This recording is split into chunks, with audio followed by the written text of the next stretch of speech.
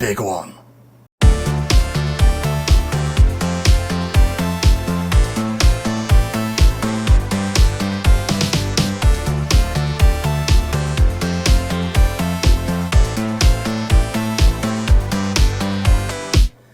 Hello, welcome to RetroCore, and today we're taking a look at the Oukitel RT6.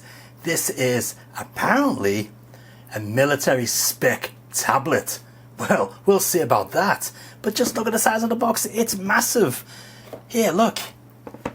That's my Pixel 7 Pro for scale, and that's a pretty big size phone. Yeah, this is a big box. So what's inside it? Let's take a look. Okay, so first up we got this nice bit of sponge on the top protecting everything, and we got the tablet straight away. And if you've seen my other reviews of Oukitel items, you'll know that this is going to be one big chunky beast of a tablet. Look at that. That is one chunky monkey. So we'll take a closer look at that later on, but let's see what else we have in the box. Okay, we've got another compartment here. Let's see what's in there. Whoa, what's this? We have a metal bracket.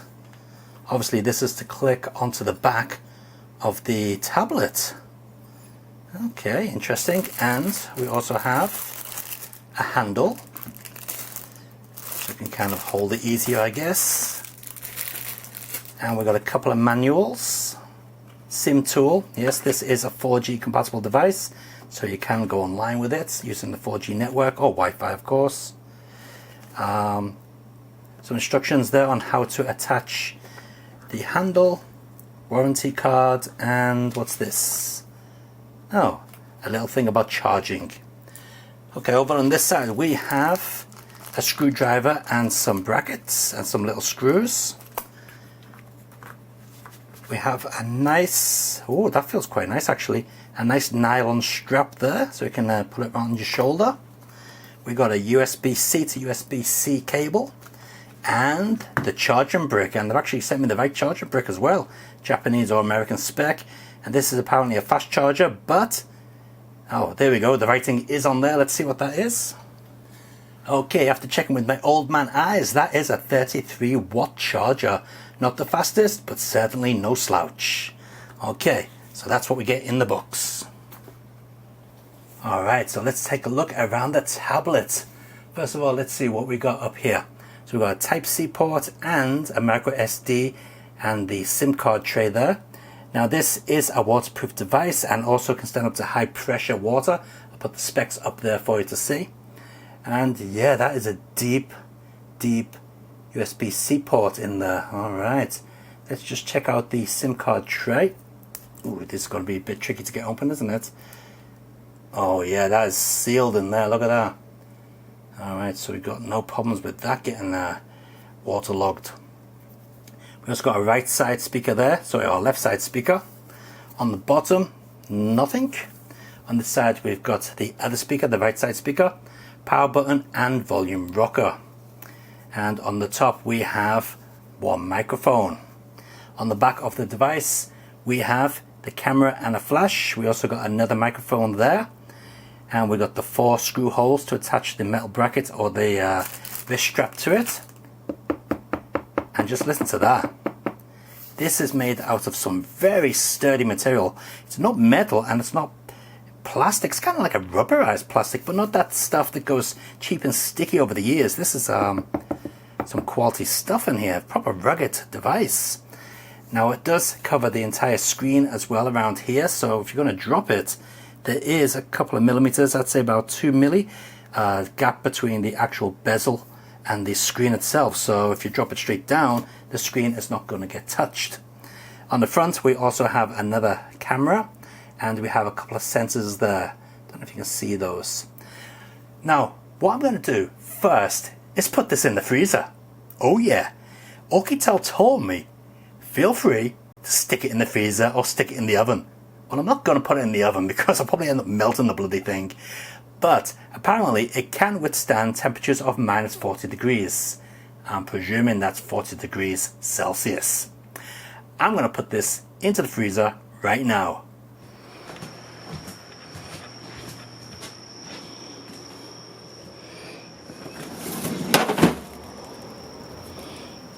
Into the freezer it goes, and we'll pick this up in the morning.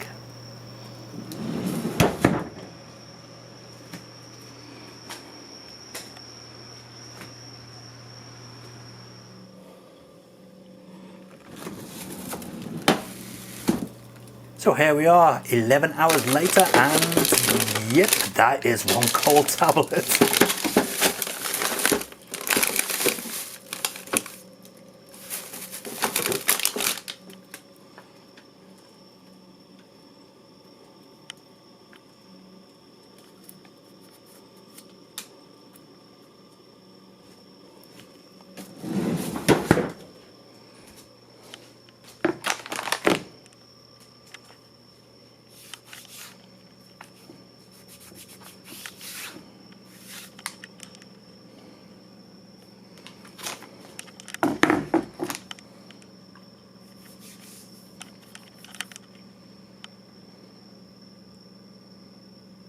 Alright, let's take it upstairs and check to see if it still works. If it doesn't work, we're kind of buggered for the rest of this review. Okay, it's now 12 hours later, it's in the evening again, and I have to tell the truth that I did leave this to thaw out. I thought, yeah, I don't really want to switch it on while it's still covered in ice. You know, water and electricity do not mix well. So it's just been left on the carpet, well, on a mat I should say, to thaw out, and yeah, it's in perfect condition. No strange, there's a little bit of dirt on it there, but no strange marks or anything like that from freezing it. Surprisingly, the sticker's still on the back. So let's peel off this front cover. Oh, look at that. And we'll power it up for the very first time. Let's see if it works. When I say powered up for the very first time, I mean powered it up after freezing the bloody thing. Oh, that's the volume rocker. I thought it was broken then. Okay. Oh, yeah, it's come on straight away. No worries at all.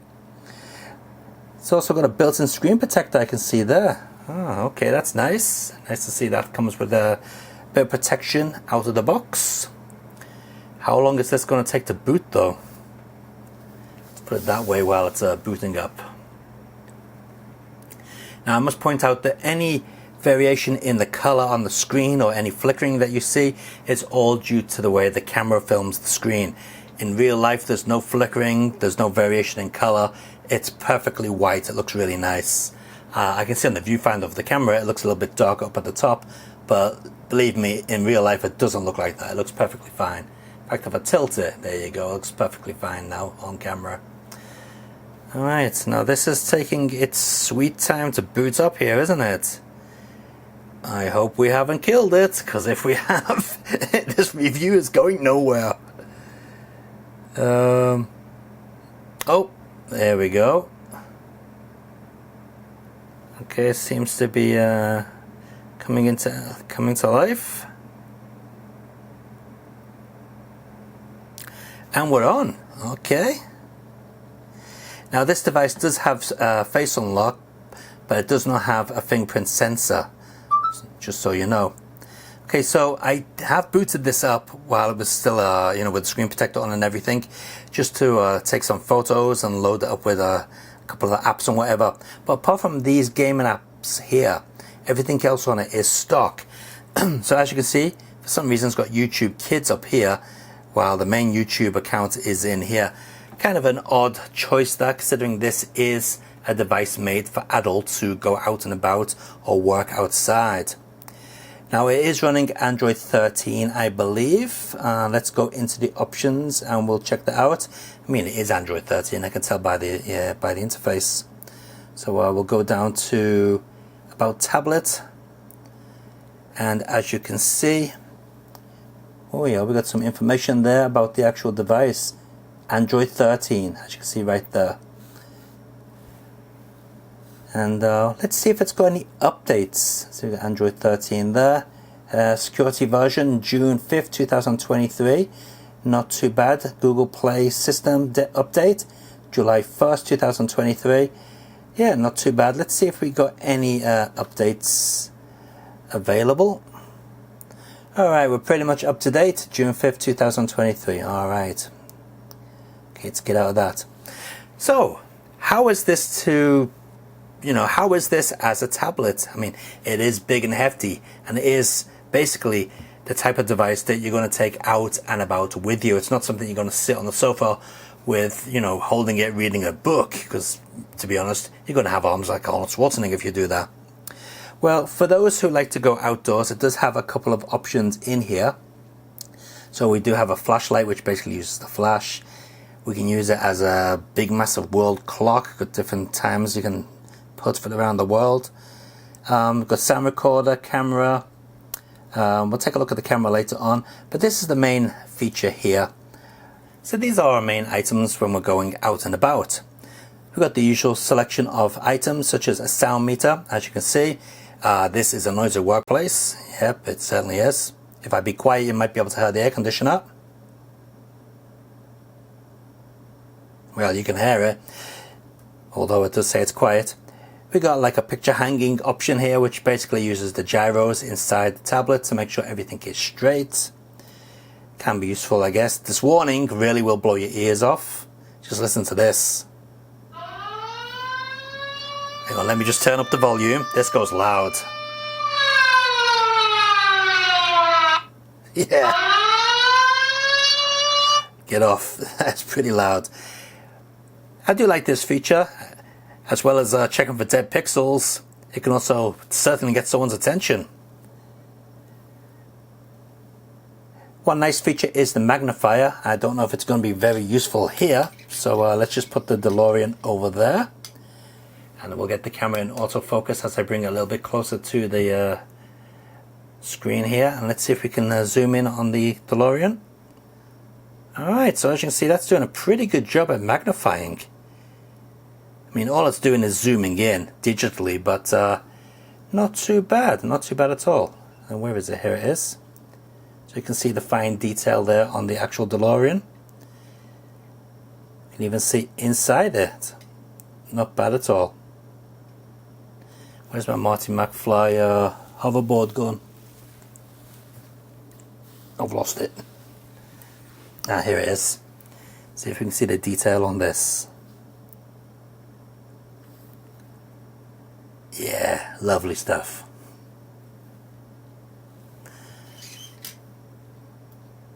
Okay, enough messing about. How about YouTube? How does it handle YouTube? It's got a display. While not 4K, it is pretty high resolution, so I wonder if we can play 4K videos on this. Let's get the camera down to a better angle and check it out. Alright, so for our first check of 4K video playback, we're going to check out this video here. Let me just change the volume. Let's turn that down. So this video was filmed on my Lumix camera at 4K 30, and as you can see, it is struggling with that. It's not playing that very well at all, is it? So that could be the built-in standard Android 13 video playback option, using the photo viewer, but you can see it's skipping frames like crazy. So it doesn't like that. But what about YouTube? Can you play 4K on YouTube? Well, there's only one way to find out, and we'll do that by checking out some of my videos here on YouTube. Now let's see. This is a video here of my gaming pickups recorded in 4K, 4K 30. So let's see if it plays this in 4K. So we'll go into the options. It's on 480p at the moment. Advanced. Yeah, okay, we got the 4K option there. Let's see if it plays that. Oh, it looks to be a little bit slow. Let's skip a little bit where we got some motion going on in the corner of the screen. Yeah, that does not seem to be the best, does it? Yeah, you can see it's a little bit slow there. Yeah, that is definitely not playing 4K very smoothly. Okay, let's check out 2K, see what we can get with that. There we go, 1440p.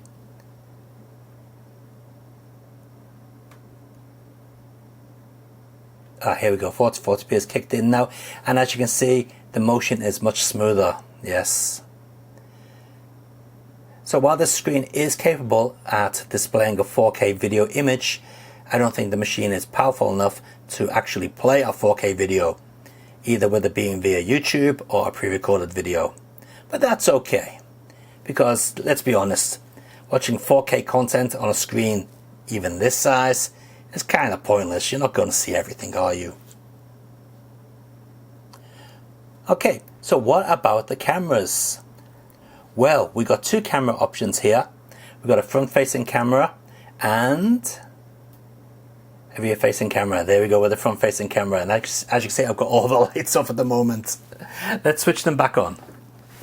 Here we go, that's better. You can see what's going on. So as you can see here, the image is pretty decent on the front-facing camera, which is right up here. Got a couple of sensors to the side there as well. And on the rear-facing camera, yeah, it does a reasonable job there. As you can see, the autofocus just kicked in, no problems whatsoever. So how is it for recording video? Well, first of all, let's take a look at the options available to us when recording video. So if we go into the options here, you can see we've got 1080p, 720p, 480p, or CIF. So no 4K video, but we've got 1080p, and that is 1080p at 30 frames per second. We do have a couple of options here, such as scene mode, where we can do various different options to the colors and what have you. So we can put it in theater mode, which I believe changes the frame rate, snow sports, whatever. So a couple of options there. Sound switch, that switches on your sound or switches it off. Volume keys, which will control the actions of the camera, so you can record by just pressing the volume keys, geotagging and things like that. So not too much in the way of options on video. Let's move over to picture. And as you can see, for pictures, we have the usual options as well. We also got anti-shake. We've got a ZSD in there as well. Picture sizes, 16 megapixel with a 4:3 or 16 megapixel 5:3 image. Interesting. Actually, I took all the pictures of this in 4:3 capture mode, so you can touch, or normally you just press the button. I think pressing the button is better. And we've got a continuous shot mode here, 20 shots per second. Let's give that a try, see what happens. Yep, that seems to work pretty well. And if we go into there, there's 20 shots of the exact same thing. Alright, well that works. So we also have an AI mode, which is meant to help with the color, and of course we've got the usual grid patterns to keep things straight, as well as different options for different camera options, I should say. We've got beauty mode, we've got mono, which puts everything in black and white, and apart from that we've got a pro option where we can change our ISOs. We've got a barcode scanner function and a night mode option. And to be honest with you, the night mode option does nothing. Nothing at all. I tried taking pictures with nighttime mode and normal mode. Exactly the same. Didn't make a difference. As far as flashes go, you got the standard automatic or always on type flash. And zoom, it's digital zoom only. And as you can see, it doesn't look particularly nice. It's 4 times digital zoom. But digital zoom sucks on everything, so nothing new there. Anyway, enough yapping from me. Let's take a look at some of the sample shots and sample video taken with this device. So here we are taking a video with the Oukitel RT6. This is the front-facing camera at 1080p. We've got image stabilization switched on. It should be pretty good. At least it looks okay on this screen. Right, let's check out the back camera.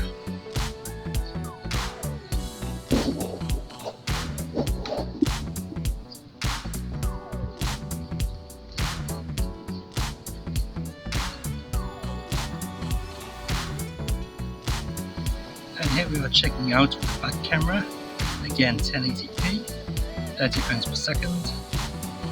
Now old Oukitel tablets had a bit of an issue with the autofocus going in and out all the time, but this one seems to be pretty much rock solid.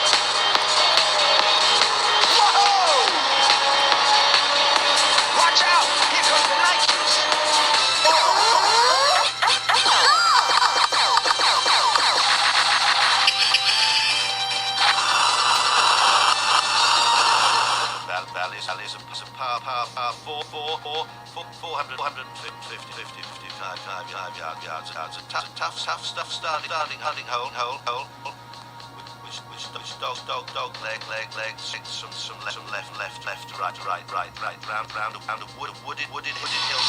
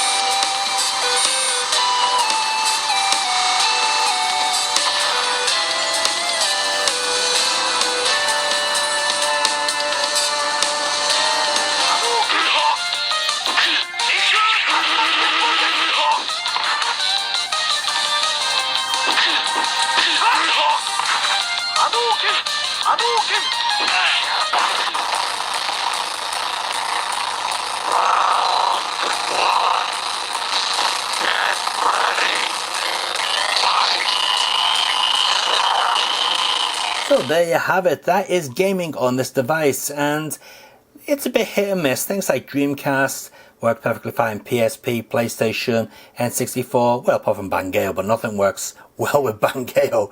That game really just push emulators. But you know, those type of devices work perfectly fine.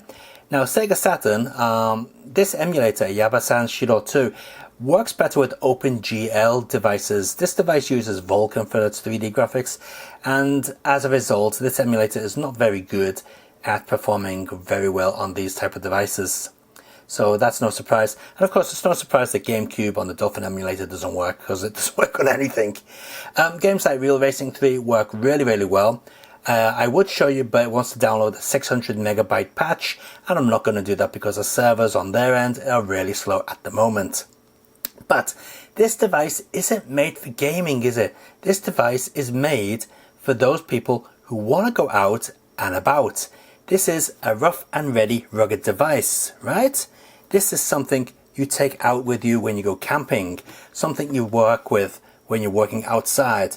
Maybe you're an outside repairman or something and you need a rugged tablet. It's going to get knocked about all over the place. This will do the job.